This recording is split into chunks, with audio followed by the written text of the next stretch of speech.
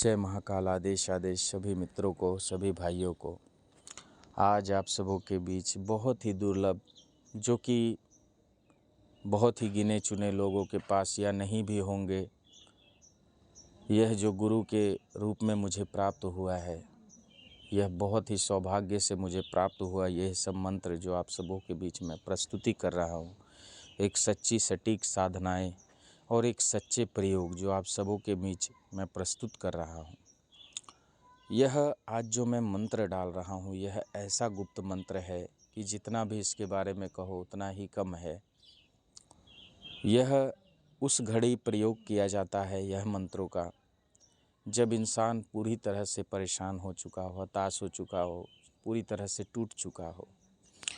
किसी भी तरह का मंत्र कराया हो, चाहे विधान कराए हो, चाहे यज्ञ कराए हो, हवन कराए हो, किसी तरह का लाभ ना हुआ हो। कई तरह के डॉक्टरों के पास दौड़ते दौड़ते भी वो थक गए हो। तो ये पहली बात यह जान ले, मैं नहीं बोलता कि हर चीज़ को मंत्रों से ही तौला जाए या किसी को, ऐसा कुछ नहीं है। जब दवा भी करते हो तो दुआ भी ज़रूर काम करती है। इस बात को मानते हुए इस विद्या को मैं आपके बीच प्रस्तुत कर रहा हूँ। बहुत लोग जो भी परेशान हैं, उन लोगों हेतु यह मेरा रामबाण औषधि मंत्र, जो कि इसको जालिंधरी विद्या महा उग्र विद्या में यह आता है, एक कापालिक मंत्र है, जो कि आप सबों के बीच में प्रस्तुत कर रहा हूँ। माने लोग जो भी परेशान हैं, जड़ से परेशान हो चुके हैं, पैसों से परेशान, हर चीज़ से परेशान हो चुके हैं, उनके लिए यह अमोघ अस्त्र जो कि मैं आप सबों के बीच प्रस्तुत कर रहा हूँ, यह किसी भी तांत्रिक के पूरी विद्या को ख़त्म करने का, उसको सोख लेने का, उसको खींच लेने का यह मंत्र आप सबों के बीच में लाया हूँ।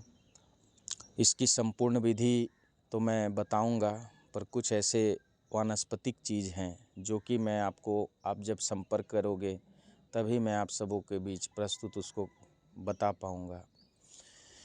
सर्वप्रथम इस मंत्र को सिद्धि करना हो तो सर्वप्रथम आप शमशान के कोई भी लकड़ी जले हुए या लकड़ी जो जलते हैं शमशान में, चिता, उसके लकड़ी के टुकड़े ले आना है और नदी किनारे आप यह साधना कर सकते हैं। अगर वहाँ पर भी नहीं हुआ तो आप खैर की लकड़ी ला करके और गुग्गुल और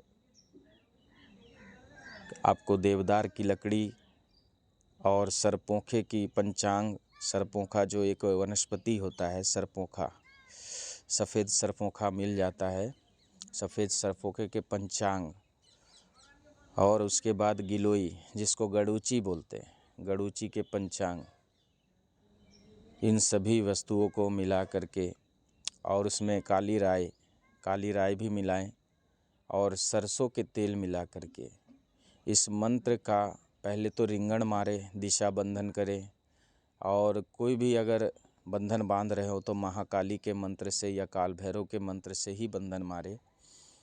दूसरा और तीसरी बात यह है कि दिशा जो है वह पूर्व की रहेगी, काले कंबल पे बैठने हैं, और रुद्राक्ष की माला पे भी कर सकते।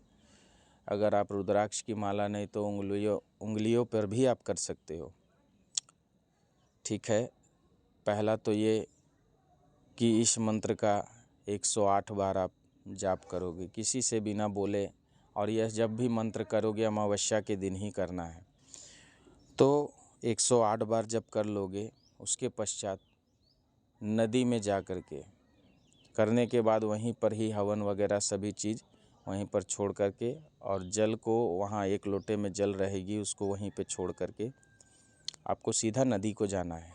नदी जाने के पश्चात वहाँ पर उसकी थोड़ी सी राख लेनी है, जो हवन हुई है उसकी राख ले लेनी है, और 7 अनाज के दाने ले लेने हैं, और एक छड़ बनती है। छड़ में आपको, जब आप मुझसे बातें करेंगे या आपसे जब संपर्क करेंगे तो मैं उसको बताऊंगा।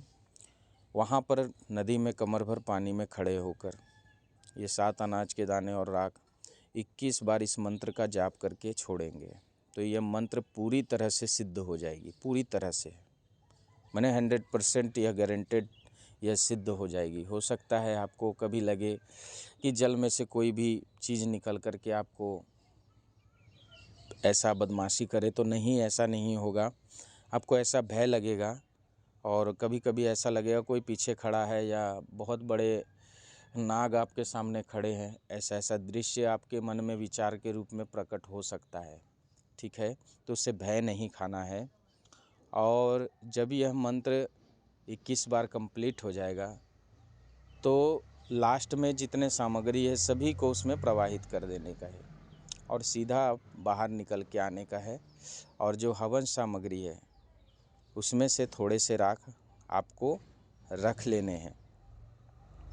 अब कोई भी रोगी आपके समीप अगर आता है तो सर्वप्रथम अगर वो जेंट्स है तो उसके कपड़े आप मांग ले, उसको रिंगन के अंदर डालें और इस राख को 21 बार पढ़ के उसके ऊपर मारने का है, उसके कपड़े के ऊपर।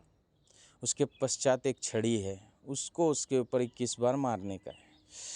मतलब कि जो तांत्रिक है सबसे पहला तो वो, मैं क्या बताऊँ, सबसे पहला तो वो पूरा उसको ऐसे ऐसे चोट लगते हैं कि उसको समझ में ही नहीं आएगा कि कौन उसे ऐसे प्रताड़ना दे रहा है।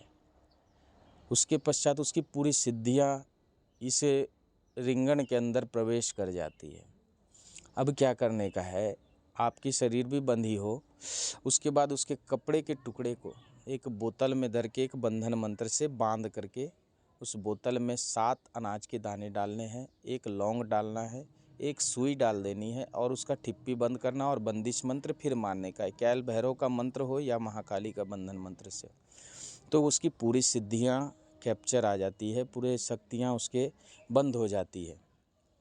उसके बाद आप इसको हनुमान जी के मंदिर के जो पैर दबे हुए रहते हैं उस साइड के ओर करके उसके मंदिर में गाड़ देना है, या तो शिवालय में, जो आपको शिवालय मिले उसके माने आंगन में गाड़ देना है और बोलना है, हे काल भैरव, हे महाकाल भैरव, ये हे हनुमंत, इसकी रखवाल आप तुम करो। तो ये पूरी तरह से उसकी विद्याएं जो है वहाँ पे कैप्चर हो जाती है और वह छुड़ा भी नहीं पाता है और बहुत पछाड़ खाता है, मतलब कि तंग हो जाएगा वो। तो यह मंत्र आप सबों के बीच में जन कल्याण हेतु डाला हूँ, क्योंकि ये सभी विद्याएं विलुप्ति के कगार पर है। मैं नहीं चाहता कि विद्याएं छुपा कर रखी जाए, ज्ञान बांटने से बढ़ता है। और गुरु आदेश से ही यह मंत्र आपके बीच में प्रस्तुत कर रहा हूँ। तो यह मंत्र इस प्रकार है, ओम नमो आदेश गुरुजी, मरघट मसान हेरी फेरी लिए रस्सा खाट, मद की धार लिया उठ उठ रे सुकिया मसान, डोम कलुआ की हड्डी मुँह में लिए जादू सिक्कड़ हाथ हाथ, मारो अमुक पर महाजाल फांस फंसा, जादूगरी विद्याधर की मंत्रों की कड़ी फूकी पड़ी, 52 लाख कलाम 33 करोड़ देवता, 56 लाख मंत्र खींचकर महाकाल के पैरों पे दबा दिया, उस पे 12 ज्योतिर्लिंगों की चौकी गाड़ दिया। किसकी हिम्मत किसकी मजाल, जो छेड़े पटक पछाड़ मारे, मेरा कहा गुरु आशीर्वाद से चले, एक अंकार एक चोट औघड़ मसान, तेरी दुहाई गुरु उस्ताद कानिफनाथ जलिंधर नाथ, तुम्हारी अंत पूरी चले कान फाटी जादू सच्चा, छू मंत्र आदेश आदेश। यह आप सबों के बीच ये मंत्र मैं प्रस्तुत किया हूँ। आप अच्छी तरह सबसे पहले तो यह मंत्र कंठस्थ करें। बीच बीच में कभी कभी साधक जब साधना में बैठता है तो यह मंत्र भूल भी होती है, तो भूलना नहीं है, अपना एकाग्र करके मन और डर भय को त्याग करके इस मंत्रों को जाप करना है। सर्वप्रथम इसमें बहुत सारे ऐसे भय जो है आपके मानसिक रूप में उत्पन्न होते हैं, तो भय होकर साधना को छोड़ना नहीं है। पूरी साधना संकल्प के साथ करें और अच्छे से तगड़े और बहुत ही पावरफुल बंधन डालें। मैं बार बार यह बात कह रहा हूँ। और जो कमज़ोर दिल वाले जो साधक हैं वो इन साधनाओं को ना करें। जो प्रेशर जिनको है या किसी को कोई बीमारी वगैरह हो तो वो साधक इसको ना करें तो ही ज़्यादा अच्छा है। अगर कर भी रहे तो गुरु के आदेश से यह जानकार के आड़े आप इस काम को करें, इस सिद्ध को करें। तो आशा करता हूँ यह हमारा वीडियो आप सभी को पसंद आया हो। तो जय महाकाल, आदेश आदेश आदेश।